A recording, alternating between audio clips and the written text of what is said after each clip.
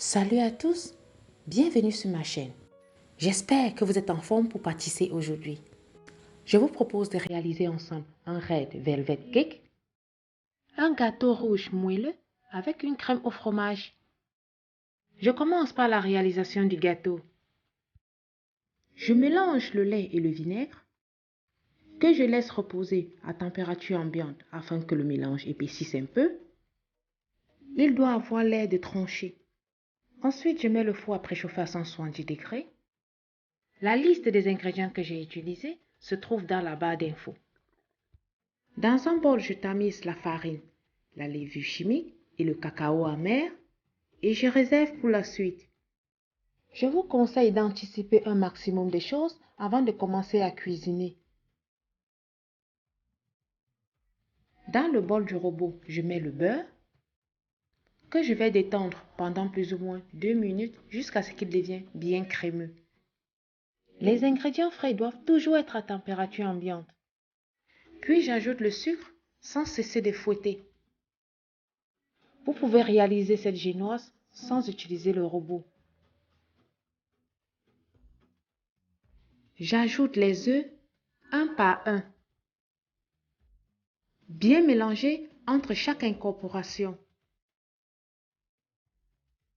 Puis l'extrait de vanille qui peut être remplacé par le sucre vanillé. J'incorpore les ingrédients secs en utilisant la vitesse la plus basse du robot. Pour plus d'idées de recettes, je t'invite à t'abonner et surtout active la cloche de notification pour ne rater aucune nouvelle vidéo. J'ajoute le sel, le lait en petits filets.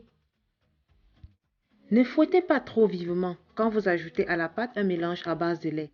Sinon, le gâteau sera caoutchouteux. Enfin, le colorant alimentaire rouge en petite quantité jusqu'à obtenir la couleur désirée.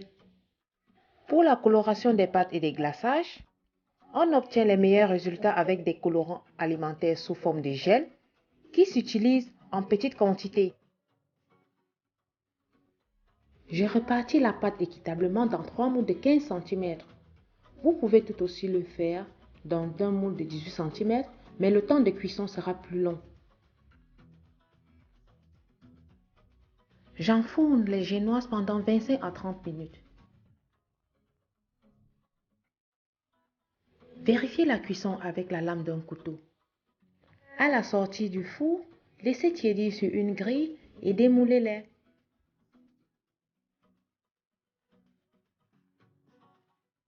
Une fois les génoises refroidies, découpez les dessus pour les rendre droits.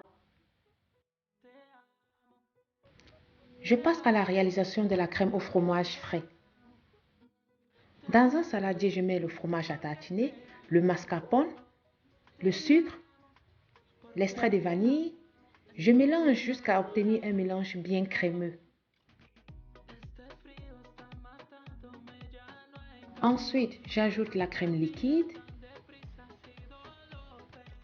Je fouette jusqu'à obtenir une consistance crémeuse et ferme. Je mets la moitié de la crème dans une poche à douille et l'autre moitié je réserve au frais pour le nappage. Je place la première génoise sur le plateau à gâteau. J'étale dessus une bonne couche de crème. Je lisse un tout petit peu à l'aide d'une spatule. Je procède de la même façon avec la deuxième génoise. Je place la dernière génoise par-dessus en tournant vers le haut la face qui a cuit au fond du moule. Je couvre tout le gâteau d'une fine couche de crème et je réserve 20 minutes au réfrigérateur.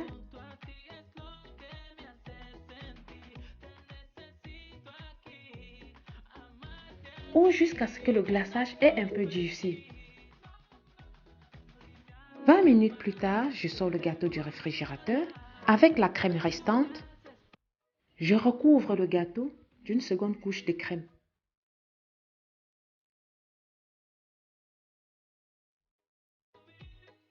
Je lisse à l'aide d'une spatule pour essayer d'avoir un résultat presque parfait.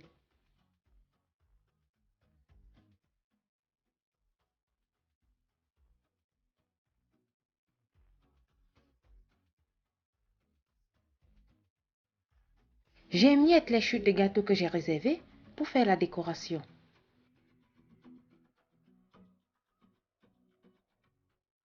N'oubliez pas qu'avec un peu de glaçage ou quelques décorations supplémentaires, vous cachez facilement les petits défauts des gâteaux.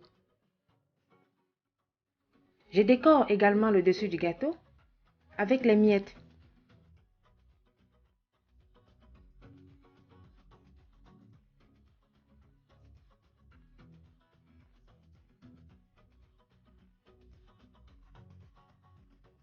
Je nettoie tout le tour du gâteau et réserve au frais jusqu'au moment de servir.